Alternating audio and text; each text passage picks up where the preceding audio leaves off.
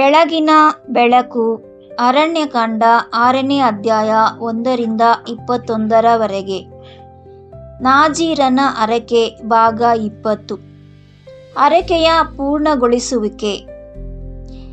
ಎಣ್ಣೆ ಮತ್ತು ರೊಟ್ಟಿಯ ಮುಂದುವರಿದ ಭಾಗವಾಗಿ ಅರಣ್ಯಕಾಂಡ 6ರಲ್ಲಿ ನಿಗದಿಪಡಿಸಿದ ಧಾನ್ಯ ಸಮರ್ಪಣೆ ಮತ್ತು ಪಾನ ಸಮರ್ಪಣೆಗಳ ಬಗ್ಗೆಯೂ ಉಲ್ಲೇಖಿಸಲಾಗಿದೆ. ಈ ಎರಡು ಅಂಶಗಳು ಆರಾಧನೆಯಲ್ಲಿ ಅಂತ್ಯವನ್ನು ತಲುಪುವ ಜೀವನದ ಚಿತ್ರವನ್ನು ಪೂರ್ಣಗೊಳಿಸುತ್ತವೆ. ಧಾನ್ಯ ಸಮರ್ಪಣೆಯು ಹೆಚ್ಚಾಗಿ ಯೆಹೋವನಿಗೆ ಅರ್ಪಿತವಾದ ಪರಿಶುದ್ಧ ಜೀವನದ ಛಲವನ್ನು ಸೂಚಿಸುತ್ತದೆ, ಅಂದರೆ ನಯವಾದ ಹಿಟ್ಟು, ಸಮತೋಲನವಾದ ಮತ್ತು ಯಾವುದೇ ಒರಟುತನವಿಲ್ಲದ ಸ್ಥಿತಿ. ಧಾನ್ಯವು ಆಕಸ್ಮಿಕವಾಗಿ ಬರುವುದಿಲ್ಲ, ಅದು ಒಂದು ಚಟುವಟಿಕೆಯ ಪ್ರಕ್ರಿಯೆಯ ಮೂಲಕ ಬರುತ್ತದೆ. ಗೋಧಿಯನ್ನು ಜಜ್ಜಿ ಪುಡಿ ಮಾಡಿ ಸಂಸ್ಕರಿಸಲಾಗುತ್ತದೆ. ಆ ಅರ್ಥದಲ್ಲಿ ಧಾನ್ಯ ಸಮರ್ಪಣೆಯ ಪರೀಕ್ಷೆಗಳು ವಿಧೇಯತೆ, ತಿದ್ದುಪಡಿ ಮತ್ತು ತಾಳ್ಮೆಯ ಮೂಲಕ ರೂಪಿತವಾದ ಜೀವನವನ್ನು ಚಿತ್ರಿಸುತ್ತದೆ. ಯೆಹೋವನು ತನ್ನ ಸ್ವರೂಪದಲ್ಲಿ ನಮ್ಮನ್ನು ರೂಪಿಸುವುದು ಅನೇಕ ಸಣ್ಣ ಸಣ್ಣ ವಿಧೇಯತೆಗಳ ಮೂಲಕ. ಇವುಗಳು ಯಾವುದೋ ಬೆಲೆಯನ್ನು ಬೇಡುತ್ತವೆ. ಇದು ಎಲ್ಲ ಜನಾಂಗದವರಿಗೂ ಆಳವಾದ ಜ್ಞಾನೋದಯವನ್ನು ನೀಡುತ್ತದೆ ಮತ್ತು ನಾವು ಅನೇಕ ಬಾರಿ ತಕ್ಷಣದ ಪವಿತ್ರತೆಯನ್ನು ಬಯಸುತ್ತೇವೆ. ಆದರೆ ಯೆಹೋವನು ಒಳ ಮನುಷ್ಯನನ್ನು ರೂಪಿಸುವುದು ದೀರ್ಘಕಾಲದ ವಿಧೇಯತೆಯ ಮೂಲಕ. ತಾಳ್ಮೆ ಮತ್ತು ಶಿಸ್ತು ಪವಿತ್ರತೆಯನ್ನು ರೂಪಿಸುವ ಬಗ್ಗೆ ಇಬ್ರಿಯ ಪತ್ರಿಕೆಯಲ್ಲಿ ಮಾತನಾಡುತ್ತದೆ. ಇಬ್ರಿಯ ಬರೆದ ಪತ್ರಿಕೆ 12ನೇ ಅಧ್ಯಾಯ 10-11 ತಾಳ್ಮೆಯು ಪರಿಪೂರ್ಣತೆಯನ್ನು ಉಂಟುಮಾಡುತ್ತದೆ ಎಂದು ಯಾಕೋಬನು ಹೇಳುತ್ತಾನೆ. ಯಾಕೋಬ ಬರೆದ ಪತ್ರಿಕೆ 1ನೇ ಅಧ್ಯಾಯ 2ನೇ ವಾಕ್ಯದಿಂದ 4ನೇ ವಾಕ್ಯ. ಆದುದರಿಂದ ಧಾನ್ಯ ಸಮರ್ಪಣೆಯು ನಮಗೆ ನೆನಪಿಸುವುದೇನೆಂದರೆ, ಕೊನೆಯಲ್ಲಿ ದೇವರಿಗೆ ಅರ್ಪಿತವಾಗುವುದು ಕೇವಲ ಒಂದು ಕ್ಷಣದ ಭಾವೋದ್ರೇಕವಲ್ಲ, ಅದು ರೂಪಿಸಲ್ಪಟ್ಟ ಜೀವನದ ಫಲವಾಗಿದೆ. ನಂತರ ಪಾನಾರ್ಪಣೆಯು ಬರುತ್ತದೆ. ಪಾನಾರ್ಪಣೆಯನ್ನು ಸುರಿಸಲಾಗುತ್ತಿತ್ತು. ಇದು ಯಾವುದನ್ನು ಉಳಿಸಿಕೊಳ್ಳದ ಸ್ಥಿತಿಯನ್ನು ಸೂಚಿಸುತ್ತದೆ. ಇದು ಸಂಪೂರ್ಣವಾಗಿ ಸುರಿಯಲ್ಪಟ್ಟ ಮತ್ತು ಆನಂದದಾಯಕ ಶರಣಾಗತಿಯ ಬಗ್ಗೆ ಮಾತನಾಡುತ್ತದೆ. ಕ್ರಿಸ್ತನು ಮರಣದ ಪರ್ಯಂತರ ತನ್ನ ಪ್ರಾಣವನ್ನು ಸುರಿದನು ಎಂದು ಯೆಶಾಯನು ಹೇಳುತ್ತಾನೆ. ಯೆಶಾಯ ಬರೆದ ಪತ್ರಿಕೆ 53ನೇ ಅಧ್ಯಾಯ 12ನೇ ವಾಕ್ಯ. ಪೌಲನು ತನ್ನ ಸ್ವಂತ ಜೀವನಕ್ಕಾಗಿ ಇದೇ ಭಾಷೆಯನ್ನು ಬಳಸಿದನು. ತಾನು ಪಾನಾರ್ಪಣೆಗಾಗಿ ಸುರಿಯಲ್ಪಟ್ಟರೂ ತಾನು ಸಂತೋಷ ಪಡುತ್ತೇನೆ ಎಂದು ಅವನು ಹೇಳಿದನು. ಫಿಲಿಪ್ ಬರೆದ ಪತ್ರಿಕೆ 2ನೇ ಅಧ್ಯಾಯ 17ನೇ ವಾಕ್ಯ. ತನ್ನ ಅಂತ್ಯದಲ್ಲಿ ಅವನು ಬರೆದನು, ನಾನು ಈಗಾಗಲೇ ಪಾನಾರ್ಪಣೆಗಾಗಿ ಸುರಿಯಲ್ಪಡುತ್ತಿದ್ದೇನೆ. 2 ತಿಮೋಥೆಯ ಬರೆದ ಪತ್ರಿಕೆ 4ನೇ ಅಧ್ಯಾಯ 6ನೇ ವಾಕ್ಯ. ಇದು ಜಯಶಾಲಿಗಳ ಭಾಷೆ. ಇದು ಸ್ವಾರ್ಥಕ್ಕಾಗಿ ಕಳೆದ ಜೀವನವಲ್ಲ, ಇದು ದೇವರಿಗಾಗಿ ಸುರಿಯಲ್ಪಟ್ಟ ಜೀವನ. ಇಲ್ಲಿಯೇ ನಾಜೀರನು ಹರಕೆಯನ್ನು ಪೂರ್ಣಗೊಳಿಸುವಿಕೆ ನಮಗೆ ಕನ್ನಡಿಯಾಗುತ್ತದೆ. ನಾಜೀರ್ ವ್ಯಕ್ತಿಯು ಅರ್ಪಣೆಗಳೊಂದಿಗೆ ತನ್ನ ಹರಕೆಯನ್ನು ಮುಗಿಸುತ್ತಿದ್ದನು, ಏಕೆಂದರೆ ಈ ಹರಕೆಯು ಎಂದಿಗೂ ಸ್ವಮಹಿಮೆಗಾಗಿ ಇರಲಿಲ್ಲ, ಅದು ಯೆಹೋವನಿಗಾಗಿಯೇ ಇತ್ತು.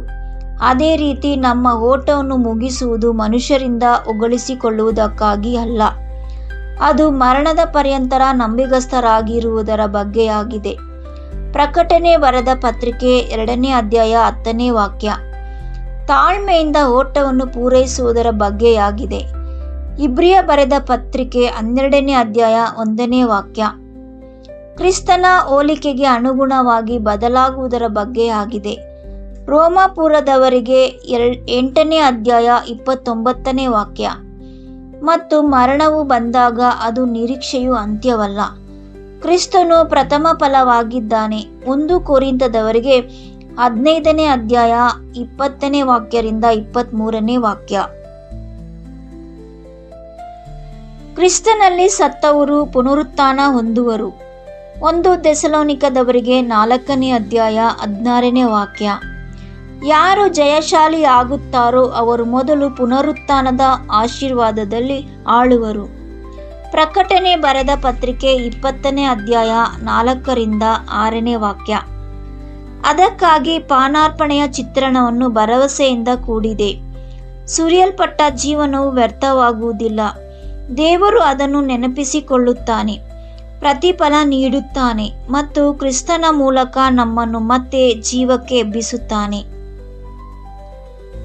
ಈಗ ಈ ಇಡೀ ಭಾಗದ ಜೋಡಣೆಯು ಬಹಳ ಬಲವಾಗಿಯೂ ಮತ್ತು ಸರಳವಾಗಿಯೂ ಕಾಣಿಸುತ್ತದೆ. ಸರ್ವಾಂಗ ಹೋಮವು ಕ್ರಿಸ್ತನ ಮೂಲಕ ಸಂಪೂರ್ಣ ಶರಣಾಗತಿ ಮತ್ತು ಅಂಗೀಕಾರವನ್ನು ಚಿತ್ರಿಸುತ್ತದೆ. ಪಾಪ ಪರಿಹಾರಕ ಯಜ್ಞವು ಕ್ರಿಸ್ತನ ಮೂಲಕ ಶುದ್ಧೀಕರಣ ಮತ್ತು ಅಶುದ್ಧತೆಯನ್ನು ತೆಗೆದುಹಾಕುವುದನ್ನು ಚಿತ್ರಿಸುತ್ತದೆ. ಸಮಾಧಾನ ಬಲಿಯು ಕ್ರಿಸ್ತನ ಮೂಲಕ ಸಮಾಧಾನ ಮತ್ತು ಅನ್ಯೋನ್ಯತೆಯನ್ನು ಚಿತ್ರಿಸುತ್ತದೆ. ಹುಳಿಯಿಲ್ಲದ ರೊಟ್ಟಿಯು ಭ್ರಷ್ಟಾಚಾರವಿಲ್ಲದ ಅಂತಿಮ ಪವಿತ್ರತೆಯನ್ನು ಸೂಚಿಸುತ್ತದೆ. ಒಳಗಿನ ಮತ್ತು ಮೇಲಿನ ಎಣ್ಣೆಯು ನಮ್ಮ ಮೇಲೆ ಯೆಹೋವನ ಆಂತರಿಕ ಮತ್ತು ಬಾಹ್ಯ ಕಾರ್ಯವನ್ನು ಚಿತ್ರಿಸುತ್ತದೆ. ಧಾನ್ಯ ಸಮರ್ಪಣೆಯು ವಿಧೇಯತೆ ಮತ್ತು ಪರೀಕ್ಷೆಯ ಮೂಲಕ ರೂಪಿತವಾದ ಜೀವನದ ಫಲವನ್ನು ಚಿತ್ರಿಸುತ್ತದೆ. ಪಾನಾರ್ಪಣೆಯು ಅಂತ್ಯದವರೆಗೂ ಸುರಿಸಲ್ಪಟ್ಟ ಜೀವನವನ್ನು ಚಿತ್ರಿಸುತ್ತದೆ. ನಾಜೀರ್ ವ್ಯಕ್ತಿಯು ತನ್ನ ಹರಕೆಯನ್ನು ಮುಗಿಸಿದಾಗ ಅವನು ಬರಿಗೈಯಲ್ಲಿ ಬರಲಿಲ್ಲ.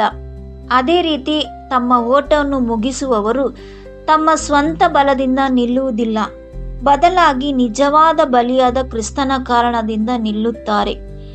ಮತ್ತು ಆತನಲ್ಲಿ ಜಯಶಾಲಿಗಳು ಶುದ್ಧರಾಗಿ ಆತ್ಮದ ಕಾರ್ಯದೊಂದಿಗೆ ಮಹಿಮೆ ಹೊಂದಿದವರಾಗಿ ಮತ್ತು ಯೆಹೋವನಿಗೆ ಸಂಪೂರ್ಣವಾಗಿ ಅರ್ಪಿತವಾಗಿ ನಿಲ್ಲುವರು.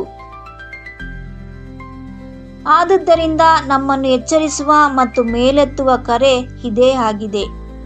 ಅಂತ್ಯವು ಪವಿತ್ರವಾದುದು, ಆದುದರಿಂದ ವರ್ತಮಾನವು ಪವಿತ್ರವಾಗಿರಲಿ. ಅಂತ್ಯವು ಆರಾಧನೆಯಾಗಿದೆ, ಆದುದರಿಂದ ವರ್ತಮಾನವು ಆರಾಧನೆಯಾಗಿ ಬದಲಾಗಲಿ. ಅಂತ್ಯವು ಪುನರುತ್ಥಾನದ ಜೀವನವಾಗಿದೆ, ಆದುದರಿಂದ ವರ್ತಮಾನವು ಮರಣದ ಕ್ರಿಯೆಗಳನ್ನು ನಿರಾಕರಿಸಲಿ. ಅಂತ್ಯವು ಕಿರೀಟವಾಗಿದೆ, ಆದುದರಿಂದ ವರ್ತಮಾನವು ಅದನ್ನು ದೃಢವಾಗಿ ಹಿಡಿದುಕೊಳ್ಳಲಿ. ಮತ್ತು ಯೆಹೋವನು ತನ್ನನ್ನು ಹುಡುಕುವವರನ್ನು ಬಲಪಡಿಸಲು ನಂಬಿಗಸ್ತನಾಗಿದ್ದಾನೆ. ಪ್ರಾರ್ಥನೆ. ನಮ್ಮ ತಂದೆಯೇ, ನಮ್ಮ ಜೀವನವನ್ನು ನಯವಾದ ಧಾನ್ಯದಂತೆ ರೂಪಿಸು ಮತ್ತು ನಂಬಿಗಸ್ತ ಸೇವೆಯಲ್ಲಿ ನಮ್ಮನ್ನು ಸುರಿದು ಬಿಡು. ನಮ್ಮ ವಿಧೇಯತೆಯು ಸ್ಥಿರವಾಗಿರಲಿ, ನಮ್ಮ ತಾಳ್ಮೆಯು ಬಲವಾಗಿರಲಿ ಮತ್ತು ನಮ್ಮ ಆರಾಧನೆಯು ನಿಷ್ಕಪಟವಾಗಿರಲಿ. ಸ್ವಾರ್ಥವಾಗಿ ಬದುಕದಂತೆ ನಮ್ಮನ್ನು ಕಾಪಾಡು ಮತ್ತು ನಿನ್ನ ಚಿತ್ತಕ್ಕಾಗಿ ಸುರಿಸಲ್ಪಡಲು ನಮಗೆ ಕಲಿಸು. ಕ್ರಿಸ್ತನ ಬಲಿಯು ನಮ್ಮ ಭರವಸೆಯಾಗಿ, ನಮ್ಮ ಶುದ್ಧೀಕರಣಕ್ಕಾಗಿ ಮತ್ತು ನಮ್ಮ ಸಮಾಧಾನಕ್ಕಾಗಿ ಇರಲಿ. ಮರಣದ ಪರ್ಯಂತ ನಂಬಿಗಸ್ತರಾಗಿ ನಮ್ಮ ಓಟವನ್ನು ಪೂರೈಸಲು, ನಮ್ಮ ಜೀವದ ಕಿರೀಟವನ್ನು ದೃಢವಾಗಿ ಹಿಡಿದುಕೊಳ್ಳಲು ನಮಗೆ ಶಕ್ತಿಯನ್ನು ನೀಡು. ನೀನು ವಾಗ್ದಾನ ಮಾಡಿದ ನಿರೀಕ್ಷೆಯಲ್ಲಿ ನಿನ್ನ ಜನರನ್ನು ಎಬ್ಬಿಸು ಮತ್ತು ನಮ್ಮ ಪವಿತ್ರೀಕರಣವು ಪೂರ್ಣಗೊಳಿಸು. ಕ್ರಿಸ್ತನ ಹೆಸರಿನಲ್ಲಿ ಬೇಡಿ ಹೊಂದಿದ್ದೇವೆ ನಮ್ಮ ಪರಮ ತಂದೆಯೇ, ಆಮೇನ್.